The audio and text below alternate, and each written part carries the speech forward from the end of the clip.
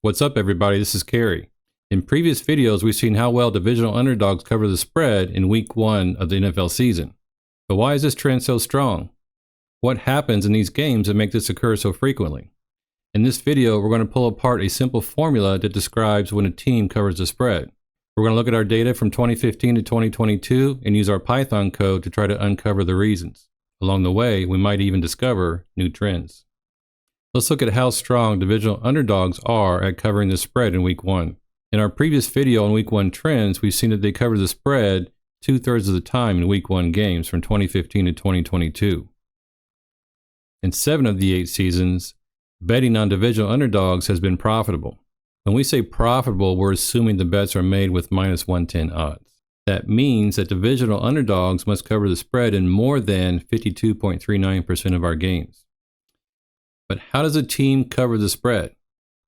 This is a very simple formula. For a team to cover the spread, their offensive points plus the Vegas spread must be greater than the points that they allow to their opponent. That's what we're going to call the defensive points. Now, what you see highlighted here are the feature names in my data set that describe what I just said. Off points is offensive points, Veg spread is Vegas spread, and def points is defensive points. That's the simple formula. If we look at the total and the spread lines for the game given by the sports books or by Vegas, we can see how many points the team is expected to score. We're going to call this Vegas team points. Then if the offensive points that they actually score is greater than the Vegas team points, then the team might in fact cover the spread. This is not necessarily a guarantee. This is just one way that could happen. If we look at the right side of the inequality, if the defensive points that the team allows, that means the points the other team scores, then the underdog team might again cover the spread. So what we're going to do is look at our data and these last two inequalities, those last two lines, and see if this actually happens with divisional underdogs in week 1. Let's look at our code. We're going to use the code that we used in our previous video on week 1 NFL trends. It's good programming practice to have code that is reusable. Of course, we're going to import the libraries. We're going to import our data set, and we're going to create a list to keep track of our seasonal trends. Now, this is the same function that I showed in an earlier video, so I'm not going to rehash the code. And we have these arguments that are going to be fixed every time we call that function. Now, here is our first trend. The trend is week 1 divisional games with the underdog. That means Vegas spread is greater than 0. And the result we're going to look at first is, are the defensive points less than the Vegas opponent points? In other words, did the underdog keep the opponent to fewer points than they were expected? Let's check this out. This trend from 2015 to 2022 hit in 58.97% of the games. And if you look at these seasons, multiple seasons were above that 52.39% threshold. However, it was only hit in 50% of those seasons. That makes me a little bit skittish. I'm not sure if I want to bet this trend. At first, I thought, of course, it's the defense. I didn't think the offenses were that great in week 1. So I thought the defenses would hold their opponents to fewer points than they were expected. But according to the data here, I'm not sure that was the case. So let's look at the next trend. Trend number 2. Week 1 divisional underdogs that go over their own team totals. In other words, their offense is scoring more points than expected. You can see the trend here again is the same as the previous one, but this time the result we're looking at are the offensive points greater than the Vegas team points.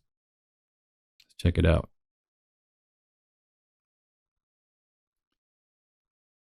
64% of the time in week 1 games, divisional underdogs have gone over their team total.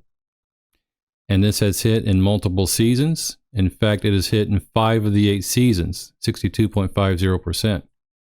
Now, I like this one. This means that the divisional underdogs offense was better than expected. I'm not sure if this is well known. I'm not sure if other people have already talked about this. I look at these kind of videos all the time on YouTube.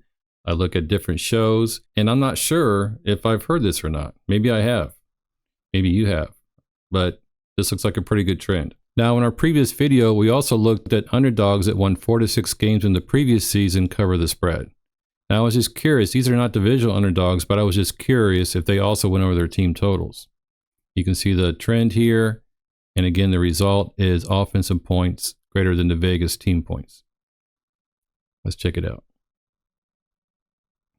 This trend has happened in 60% of the games, week 1 games from 2015 to 2022, and has covered in 5 of the 8 seasons, has been profitable in 5 of the 8 seasons. Now look at these seasons where it didn't happen. It was still at 50%. Sometimes even when it doesn't happen, but it's close to happening, I feel better about that trend. This might be one of those trends I also place a few bets on. And just like in a previous video, we're going to do a nice little bar chart to see how these trends do with a horizontal line at that threshold. The blue bars are the divisional underdogs that held their opponents under their team totals. Again, that actually happened in the last 2 seasons very strongly, but previous 3 seasons before that, not so great. The orange bars are divisional underdogs that go over their own team totals. Again, it happened in 5 of the 8 seasons. If you look at the last 5 seasons, it's gone 3 of 5, but only 3 of 6 in the last 6 seasons. I'm not exactly sure how to interpret this one. I like it still, but I wish that at least one of these 3 bars was higher. And the green bars, dogs with 4 to 6 wins in previous season go over their team totals.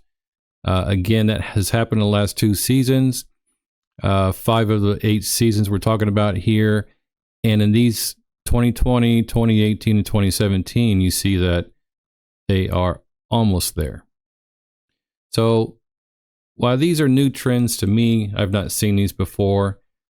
If this causes anyone any concern, then the best thing to do is just to stay away. But personally, I'm going to look at the divisional underdogs, look at their team totals on the sports books and see if there's any value there. Okay, now this is a bonus trend. If you've watched this video for this long a time, you are absolutely due for a bonus trend. Divisional games with high totals that go under. This is another one in the Josh Applebaum book. Divisional games with high totals, and I think his threshold was 45, something like that. Mine is 46.5. So I want to look at divisional games. Since I was looking at divisional underdogs, I just want to look at the games themselves, look at the totals. Now, the reason why I put the Vegas spread greater than 0, that's an underdog, is because in my data set, there are 2 entries for each game. The view from the underdog and the view from the favorite. So I only need one of those views. So I'm going to pick the underdogs. And this means the total for the game went under the Vegas total. In other words, if you're betting totals, you go under here. Let's see how this works out. 55.85% over the 8 seasons. And this is hit in 6 of the 8 seasons. This is close to what Applebaum had in his book. Very similar to that trend. In fact, this is one I would definitely look at to place a few bets on. Now, I personally wanted to see all the games with high totals and see how many of those went under. I'm going to run this here. And not great. I mean, not bad. I don't think anyone would want to go for a trend that hits at 52.66%. However, if you look at the seasons here, it hit multiple seasons, 6 of 8. So maybe high totals are more likely to go under. But in divisional games, they're even more likely to go under. So here's that same bar chart with just these 2 trends. Let's take a look at this. The blue bars are the divisional games with high totals. That means over 46.5. And the orange bars are high totals just over 46.5. And I know it says 46.5 to 47 here, but just over 46.5. What you can see here is they often go under. In other words, the hit percent for the unders goes over this threshold. That's great. In fact, the blue bars are higher than the orange bars in almost every case. So the takeaway here is that the divisional games with a high total of 46.5 points or higher go under more frequently than all the games with those same totals. I hope you enjoyed this video and got some value from it. Please hit the like button and subscribe to my channel.